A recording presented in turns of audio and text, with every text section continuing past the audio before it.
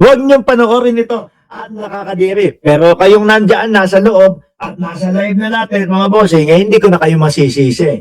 Wala pong walang magsasabi mamaya, uy, alisin mo na yon, kumakain ako. Kasi sa title pa lang ho natin, sinabi na natin, walang, huwag niyong panoorin at nakakadiri po. Pero bago tayo pumunta, rumekta doon, mga bossing, panoorin muna ho natin, no? Si Banat Bay. Naku, may taga Marikina, si Managers TV Channel. Shoutout po sa iyo. Panoorin muna natin si Banat Bay kung paano po ipagtanggol, idepensa ang Vice Presidente. Ito po ay tungkol, mga kababayan, doon sa sinabi ng Vice Presidente, madali lang naman magpadala ng eroplano. Ano? Yun yung mismong narinig natin sa Vice Presidente. Madali lang magpadala ng eroplano. Ngayon, pakinggan ho natin kung ano ang sasabihin ni Banat Bay at kung paano dinepensahan po ang Vice Presidente. Pasok po! Uy, may bago na naman silang paninira kay VP Sara. Pansinin ninyo pagkatapos ng ilang araw na tahimik sila sa programa natin kay VP Sara na Ano programa nila? Meron daw? Ano? ibalik ang tapang at malasakit, Meron ba nun? Ibalik ang tapang at malasakit?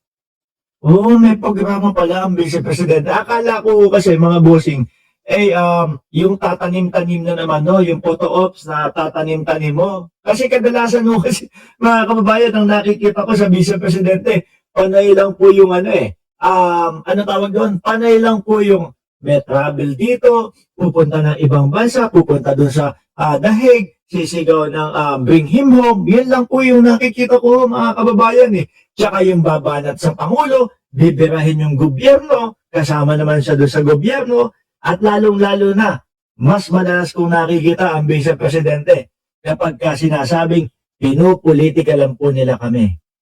Yun yung mga nakikita ko. Pero may programa. Sige, pakinggan nun natin kung ano yung programa nila, mga boss. Paana ang Friday at Saturday, Sunday na sila naglabas ng balita. Napapaghalataan na may kumukumpas na PR. Ito kaya yung nabigyan ng maleta? At ang napili nilang salsalin? Wala na. Late na sa balita ako. Iniba na. Iniba na, di ba? Hindi na daw maleta. Yung huling mga ibinabalita nila, mga folder na lang. Wala na, hindi na uso yung maleta ni Saldi ko. Kung ano-ano na nga po yung sinabi, may maleta, merong paper bag, meron pong, folder naman, may expandable folder pa. Diba? Wala na maleta, hindi na uso. No, kasi nabuko na mga kababayan nalaman, bakit ganon? Sabi nila maleta nung una, nadulas. Si attorney, paper bag naman daw. Tapos, nadulas na meron namang expandable na naman daw, folder. Wala nang maleta. Bago na. Ay sinabi ni VP Sara na madaling magpadala ng eroplano kung gugustuhin ng gobyerno. Di ba yun naman talaga ang sinabi? At ang tinutukoy niya doon yung panahon ng COVID-19, yung panahon ho ng pandemya, malayong malayo po kasi mga kababayan.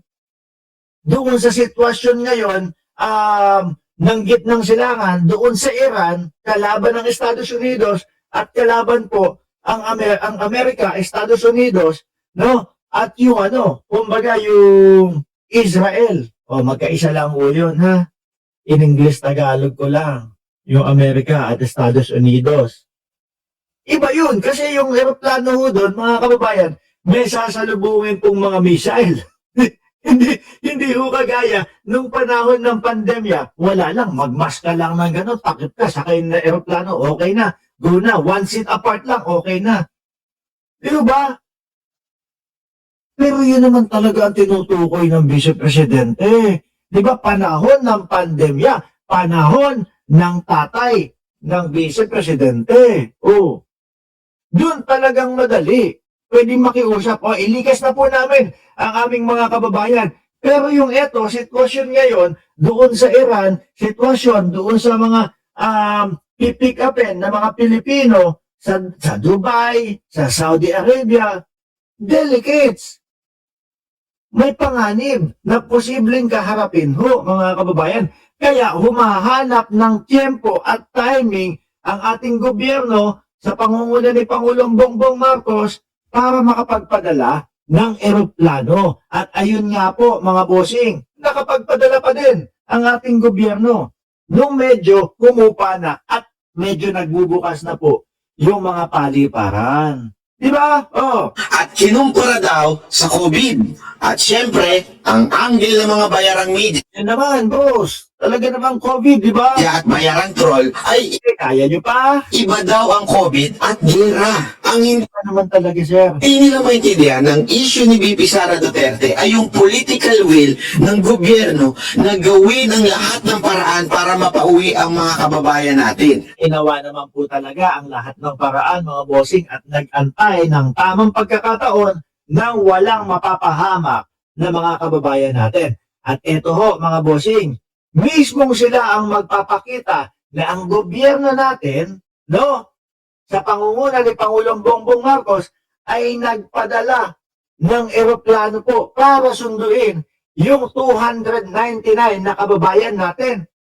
Kailangan dito timing. Hindi pwede dito bara-bara. Hindi pwede dito, o meron na. Kahit na meron ng eroplano, kung meron na masasalubungin ng mga missile niyan, hindi pa din didiretso at hindi pa din tutuloy. At malamang sa alamang, pati yung mga kapwa natin, mga kababayan, na dapat sasakay doon sa eroplano na yun, baka hindi tumuloy pag alam nila na may sasalubong na mga missile pa din doon sa sinasakyan nilang eroplano. Di ba? O eto mismo, sila magpapakita na nakahanap ng tempo timing ang ating gobyerno para ma-pick up yung mga kababayan natin. Pakita nyo na. At may pera ang gobyerno para kumuha ng flights or yung mag-rent ng eroplano. Pero hindi ginagawa kasi inutil si BBM. Pakita mo na muna bago ka mag-inutil-inutil dyan. No? Kasi wala daw bumabiyahe ngayon. Totoo bang walang bumabiyahe ngayon? Panoorin mo ito. Nung panahon ng kasagsagan, mga kababayan, kainitan, naalala nyo, ibinalita po sa buong mundo. Miski ro tanongin nyo yung mga nakatira doon sa Dubai, pati po yung Dubai airport, mga kababayan, napasabugan. Kaya nga isinarado. Di ba? Ngayon, pagkatapos ng lahat, ayan na. Mga kaninang umaga sa NAIA Terminal 3 ang eroplanong Lulan ang 299 na Pilipino. Ilan lang sila? 299, mga bossing, sa pangunguna po ng gobyerno ng Pilipinas yan. Sabi ni Jorge Edralino, FYI, dito sa Dubai, lahat ng mga eroplano na umalis, may escort na mga jet fighter. Saan ka nakakita ang ganyang bansa? Wala. Sa UAE. Diyo ba? Ayan, mismo sila na nagpapakita. No? Sa mga kababayan natin na itim sa bakbakan sa Middle East. Pero ayon sa Department of Migrant Workers, hindi pa ito ang repatriation flight ng gobyerno. Meron naman pala eh. Take note hindi pa gobyerno nagpauwi dyan. Pero sino? Parte pa din ang gobyerno, mga kababayan. Gobyerno pa din po. Pilipinas pa din po. Diba? Sabi ni Transformer, madali talaga magpadala ng eroplano, pero kung sa war zone, papuntahin, bawal yan kung walang clearance. Kung hindi mayaman ang UAE at hindi na-intercept ang mga missiles ng Iran, sure, wala na kaming Burj Khalifa. Diba? Ayan at meron pa nga hong sumunod, mga bossing.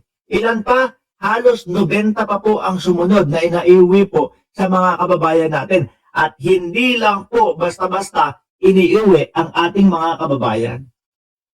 Sasalubong na merong pagtuturo at pag-guide kung paano magnegosyo at kung paano din po magtrabaho. Yung mga bagong skill, reskillso, mga boss chief amo, sir.